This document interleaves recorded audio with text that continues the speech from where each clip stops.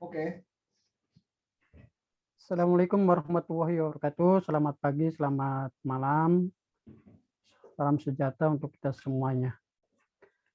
Perkenalkan eh, dari kelompok kami, yaitu saya sendiri Kusnadi, yang kedua Pak Bambang, yang ketiga Pak Muhammad Syahrani, yang keempat Pak Hani Subakti, yang kelima Pak Yusuf Arif Setiawan. Pada kesempatan kali ini, yaitu kami akan menyampaikan draft penelitian. Pada draft penelitian ini rencananya yaitu penelitian yang berjudul penerapan model UTAUD untuk menjelaskan penerimaan mahasiswa terhadap sistem mobile learning di perguruan tinggi di Samarinda. Next.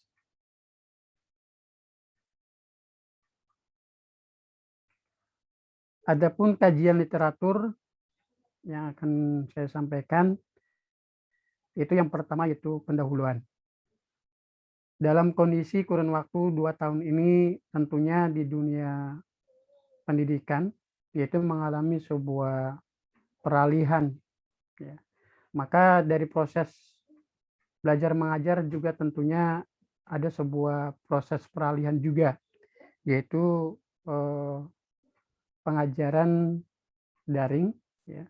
Maka perlu sebuah model pembelajaran baru.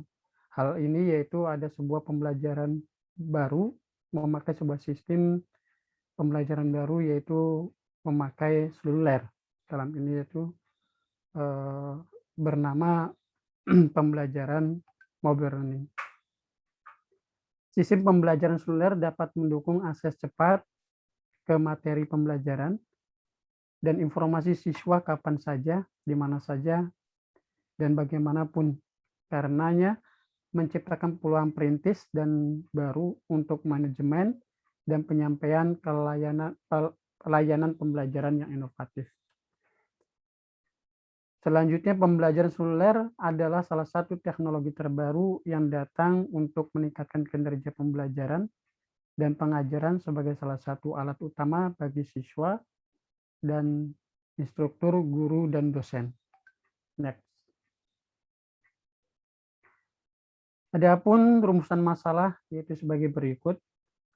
Yang pertama, implementasi mobile learning masih menghadapi beberapa kendala teknis dan non-teknis, terutama penggunaan dan penerimaan oleh siswa.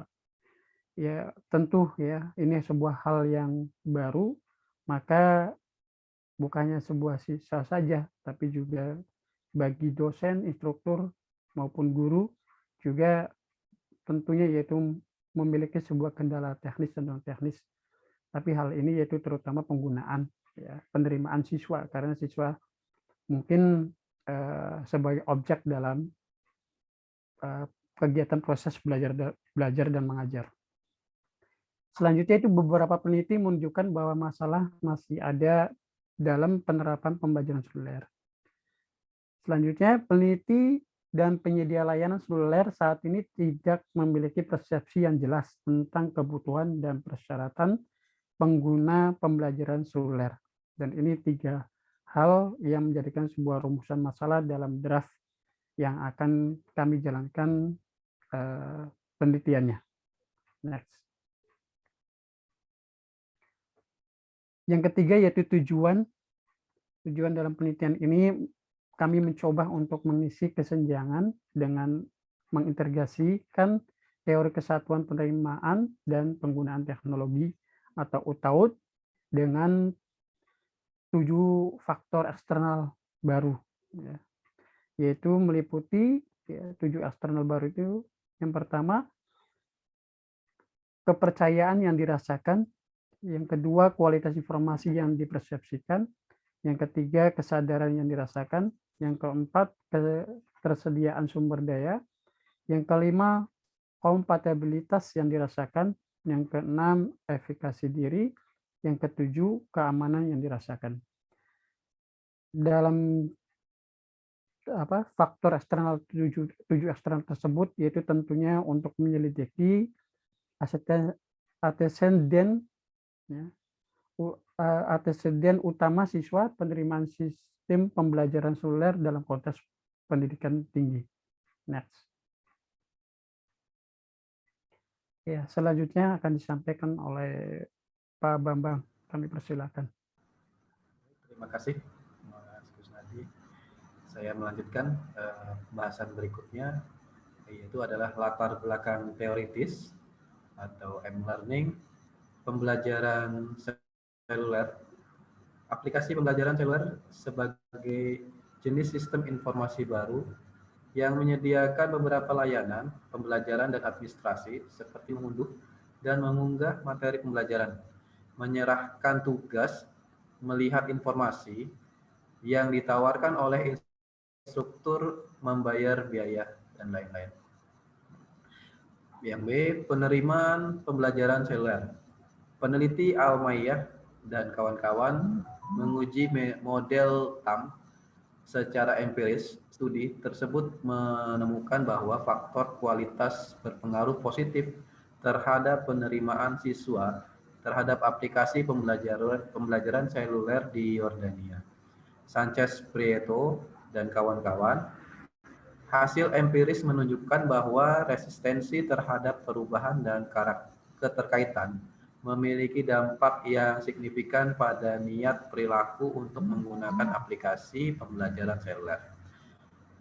Aburup dan Al-Nawas menggunakan model TAM untuk mengeksplorasi penerimaan pembelajaran seluler di Yordania. Menemukan bahwa kepuasan kognitif dan kemudahan penggunaan adalah faktor utama untuk memastikan penerimaan pembelajaran mobile di antara siswa. Sementara faktor-faktor seperti kepuasan integratif pribadi, kepuasan hedonis, dan kegunaan yang dirasakan tidak signifikan dalam proses penerimaan pembelajaran mobile. Next.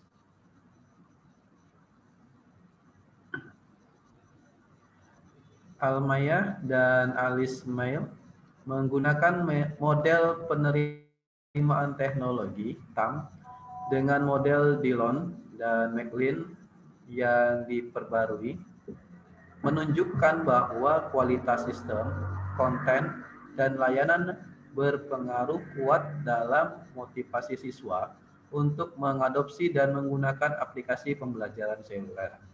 Cheng dan kawan-kawan menggunakan TAM dengan IDT untuk memprediksi faktor utama penerimaan pembelajaran seluler di Taiwan. Peneliti menemukan bahwa 3 faktor teknologi yaitu kompatibilitas, kenyamanan, dan navigasi memiliki peran kunci dalam meningkatkan penerimaan dan penggunaan aplikasi seluler di kalangan siswa. Al-Sihi dan kawan-kawan mengusulkan model untuk menyelidiki determinan penerimaan utama pembelajaran seluler di Oman menggunakan TAM dan UTAUT. Hasil analisis menunjukkan bahwa kesenangan, efisiensi belajar, kesesuaian pembelajaran, pembelajaran sosial, dan pembelajaran eksibilitas berpengaruh signifikan terhadap proses penerimaan pembelajaran bergerak. Next.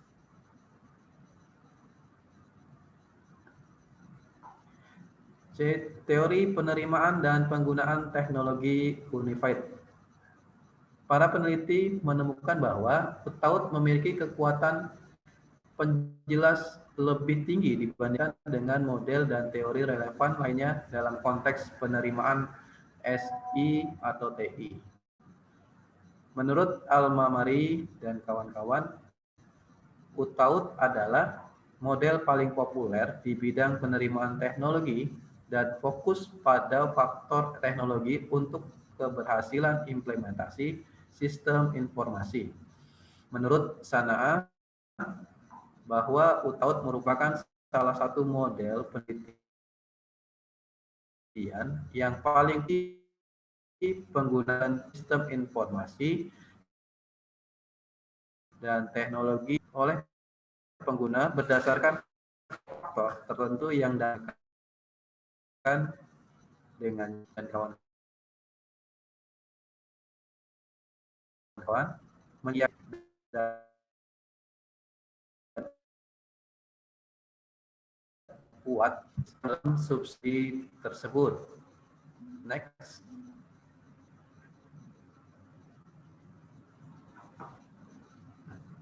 Next. Kesimpulan, menurut banyak penelitian,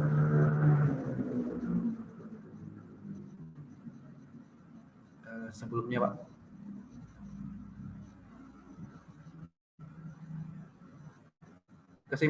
Kesimpulan menurut banyak penelitian, UTAUT terbukti menjadi model yang valid untuk menjelaskan dan memprediksi perilaku penerima pengguna mengenai penggunaan teknologi baru banyak konteks. UTAUT telah menerima perhatian tingkat tinggi melalui literatur dibandingkan dengan model lain seperti TRA,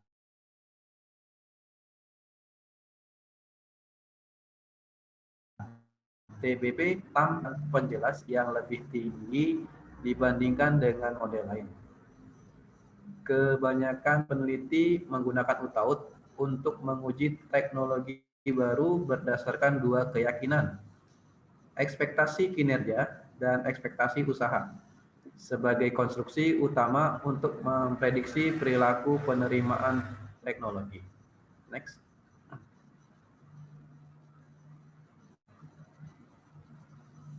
Oke, ini adalah model penelitian. Ada dua, eksternal faktor dan UTAUT konstruk. Ya, bisa dilihat ini adalah model tersebut, yang mana dari model ini saling terkait dari hasil-hasil penelitiannya dan mengarah kepada satu hasil penelitian yang diinginkan.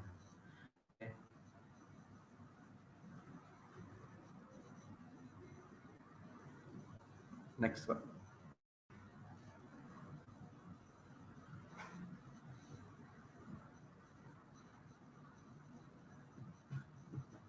Baik, selanjutnya akan disampaikan oleh teman kami, Mas Roni. Baik, silakan Mas Roni. Ya, terima kasih. Saya akan menjelaskan yang E, metode penelitian. 1. Sasaran responden sebanyak 125 responden. Yang kedua, nantinya akan menggunakan kuesioner tertutup dengan 5 skala Likert. Yang ketiga, alat bantu penyusunan kuesioner menggunakan Google Form. Yang keempat, penyebaran kuesioner dilakukan secara daring melalui WhatsApp dan media sosial. Yang kelima, hasil kuesioner akan dianalisis menggunakan alat bantu aplikasi Smart PLS 3.0 atau trial version. Next.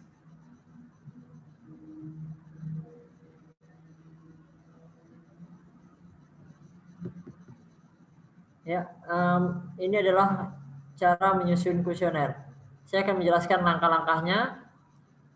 Langkah-langkah untuk menyusun kuesioner menggunakan 13 model variabel. Yang pertama adalah percept compatibility atau PC, yaitu adalah kompatibilitas yang dirasakan. Yang kedua adalah self efficacy atau SE, yang artinya adalah efikasi diri. Yang ketiga, perceived information quality atau PIQ, yaitu adalah kualitas informasi yang dipersepsikan. Yang keempat adalah availability of research atau AR, yaitu adalah ketersediaan sumber daya. Yang kelima adalah perceived awareness atau PA, yaitu adalah kesadaran yang dirasakan. Keenam adalah perceived trust atau PT, yaitu adalah kepercayaan yang dirasakan. Yang ketujuh adalah perceived security atau PS, yaitu adalah keamanan yang dirasakan. Kedelapan adalah performance expectancy atau PE, yaitu adalah harapan kinerja. 9, effort expectance atau HE yaitu adalah harapan upaya. Next.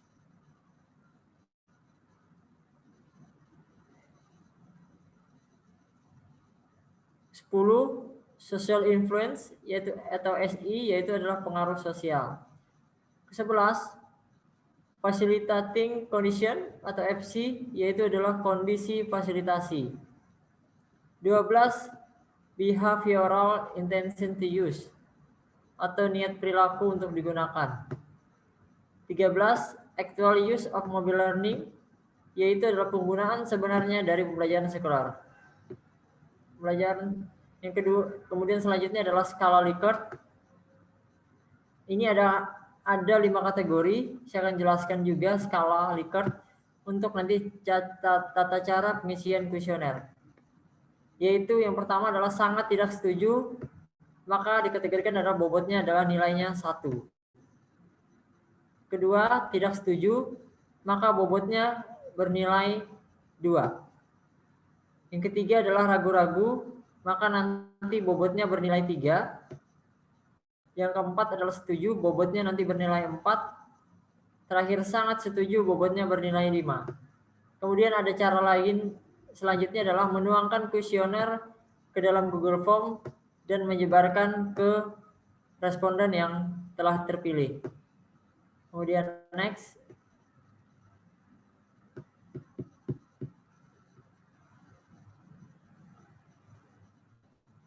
Ini adalah hipotesis penelitian. Hipotesis pertama adalah persepsi kompatibilitas berdampak positif pada penggunaan aktual sistem e-learning. Hipotesis kedua, efikasi diri yaitu berdampak positif pada penggunaan aktual sistem e-learning. Hipotesis ketiga, kualitas informasi yang dipersepsikan berdampak positif pada penggunaan aktual sistem e-learning. Hipotesis keempat, ketersediaan sumber daya berdampak positif pada penggunaan aktual sistem e-learning. Hipotesis kelima, kesadaran yang dirasakan berdampak positif pada penggunaan aktual sistem e-learning. Hipotesis keenam, kepercayaan dirasakan berdampak positif pada penggunaan aktual sistem e-learning. Next.